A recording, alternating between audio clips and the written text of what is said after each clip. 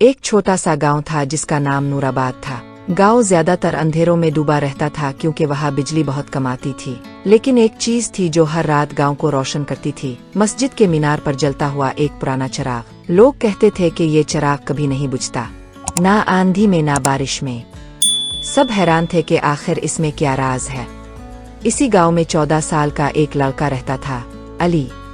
इसे हमेशा तजस्सुस रहता था कि ये चराग खुद ब खुद कैसे जलता रहता है। एक रात इसने फैसला किया कि आज वो सच जान कर रहेगा। अली आहिस्ता आहिस्ता मस्जिद के पुराने मीनार की टूटी हुई सीढ़ियां चढ़ने लगा। ठंडी हवा चल रही थी, दिल जोर से धड़क रहा था। जब वो ऊपर पहुंचा तो इसने जो मंजर देखा, इसकी सांस रुक गई। चराग के पास एक बहुत बुरी शख्सियत बैठी थी, गांव के सबसे बुजुर्ग इंसान बाबा करीम। लोग समझते थे कि वो हमेशा सोए रहते हैं, मगर हकीकत ये थी कि वो हर रात यहाँ आकर खुद चराग जलाते थे। अली ने आहिस्ता से पूछा, बाबा आप हर रात यहाँ क्यों आते हैं? बाबा करीम मुस्कुरा कर बोले, बेटा गांव अंधेरों से नहीं, उम्मीद से रोशन होता है। अगर मैं ये चराग बुझने दूं तो लोगों के दिल भी अंधेरे हो जाएंगे। अली ने कहा, बाबा अब से मैं भी आपके साथ हूँ, आप अकेले नहीं हैं। इस रात के बाद से वो चराग कभी अकेला नहीं जला। अली रोज बाबा करीम के साथ मिलकर इसे रोशन करता। आहिस्ता आहिस्ता पूरे गांव को पता चला कि रोशनी किसी मुजिज़े का नतीजा नहीं, बल्कि इंसानी मोहब्बत और मेहनत का समर है।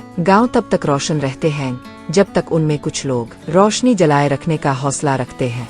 जो सच्चा मुसलमान होगा वही इस वीडियो को लाइक, शेयर और चैनल को सब्सक्राइब करेगा।